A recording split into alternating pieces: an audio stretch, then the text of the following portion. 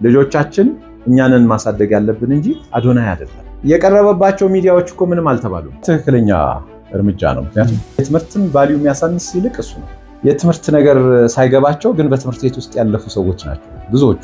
ተጠሪዎቹ ሰግጠው ነው፣ ጠሪዎቹ ግን መሰገጥ አቅቷቸው ነው። ትክክለኛ እርምጃ ነው። የተማረን ሰው ሞራል ማንኳሰስ መጉዳት ነው። አፕሩቫሉ ያለው ማህበረሰቡ ጋር ነው። ለምሁራን በሁሉም ዘርፍ ያላችሁ ምሁራን ፊዚካል አድገው ግን አእምሯቸው ያላደጉ ብዙ ሰዎች አሉ። ማንሳት ስለነበረብኝ ነው። ደግሜ ያላነሳም ይቅርታ አድርጉልኝ። አሁን ላነሳው በማውገዝ ስም ፕሮሞት እየተደረገ ነው። እነዚህ ነገሮች መያዝ ያለባቸው በህግና በህግ ነው። ባህል ስለፈቀደ ለሰብና ተቃራኒ የሆኑ ነገሮች ይደረግ ብትለኝ አልሰማህም። በማህበረሰባችን ጸያፍ የሆኑ ድርጊቶች የእድሜ ልዩነት ምናምን ማስላት ጀምረሃል። እንትኑን ኖርማል አድርገው ማለት ነው። መፈመስ ወንጀል አይደለም።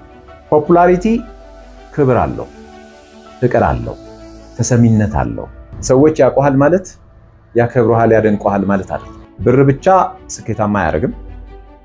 እውቀት ብቻም ስኬታማ አያደርግም። የገንዘብ ድህነት ሲኖርብህ የሆነ ገንዘብ ያለው ሰው ሁሉ ሀብታም ይመስላል። የተማረ ይግደለኝ ሲል የሆነ ነገር እየነገረ ነው። ወረድክብኝ ሀሳብ አይደለም። በአቋራጭ ማደግን በአቋራጭ መመልሰግን ታበረታታለህ ወይ? ምን ማለትህ ነው የሚባል ጥያቄ ይባል። ስለዚህ ጭንቅላትህን አፕዴት አድርገዋ።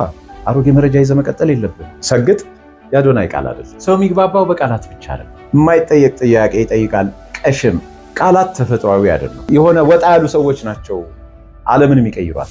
የነበረውን ዝም ብሎ ኢንጆይ የሚያደርግ ሰው ምንም ነገር ቀይሮ አያውቅም። ወይራስ ሰው ማለት 3 ጆሮ ያለው 3 እግር ያለው ቢል በቃ ልጅን የምታሳድገው ቲክቶክ ላይ ነው እንዴ?